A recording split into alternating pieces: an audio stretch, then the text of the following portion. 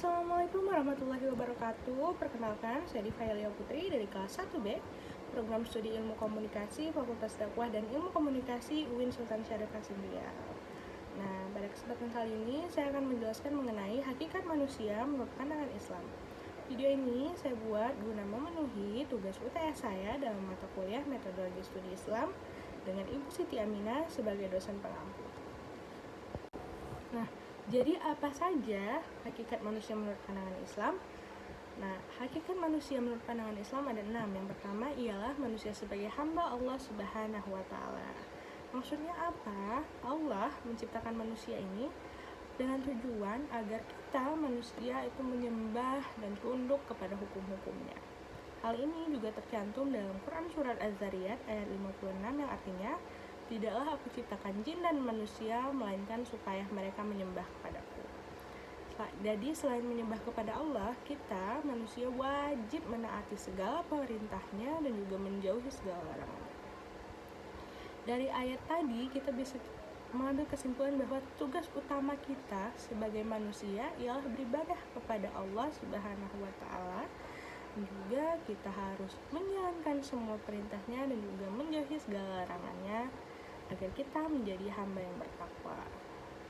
Nah, yang kedua ialah sebagai al-nas. Nah, apa itu al-nas? Nah, al-nas ini mengacu pada manusia sebagai makhluk sosial, yang mana seperti yang kita ketahui bahwa kita ialah makhluk sosial yang saling membutuhkan satu sama lain. Kita membutuhkan manusia lain untuk keberlangsungan hidup, dan juga kita memerlukan manusia lain untuk mengembangkan potensi yang ada dalam diri kita. Sebagaimana firman Allah dalam Quran Surat Al-Hujurat ayat 13 yang artinya, hai manusia, sesungguhnya kami menciptakan kamu dari seorang laki-laki dan seorang perempuan, dan kami menjadikan kamu berbangsa-bangsa dan bersuku-suku supaya kamu saling mengenal. Nah, dari potongan ayat ini bisa kita lihat bahwa Allah menciptakan manusia terdiri dari sepasang, yaitu laki-laki dan perempuan, dan juga menjadikan kita berbangsa-bangsa, bersuku-suku, supaya kita saling mengenal. Itu artinya kita memerlukan orang lain, terlepas dari laki-laki, terlepas itu dari bangsa lain, terlepas dari suku lain, kita saling membutuhkan satu sama lain. Maka dari itu kita harus menjalin hubungan baik antar sesama manusia. Nah, yang selanjutnya ialah manusia sebagai khalifah di muka bumi. Nah, manusia ini diberi amanat oleh Allah sebagai khalifah di muka bumi, yang artinya apa?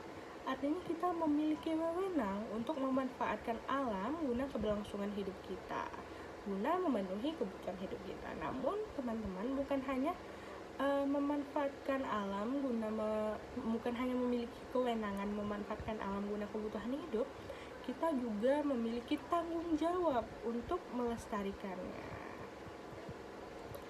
Yang selanjutnya ialah manusia sebagai Bani Adam.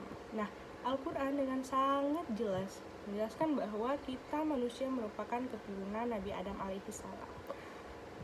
Dan kita bukan berasal dari evolusi makhluk lain seperti yang dikatakan oleh Charles Darwin. Dia mengatakan bahwa kita ialah hasil evolusi dari kera. Nah, hakikat manusia ini membantah hal itu. Jadi kita ialah keturunan Nabi Adam alaihissalam dan bukan hasil dari evolusi makhluk lain. Dan sebagai Bani Adam, kita semua manusia itu berasal dari keturunan yang sama, yaitu dari Nabi Adam. Terlepas dari latar belakang agama, bangsa, dan juga bahasa, kita tetaplah dari keturunan yang sama dan kita semua bersaudara. Yang selanjutnya ialah manusia sebagai al-insan.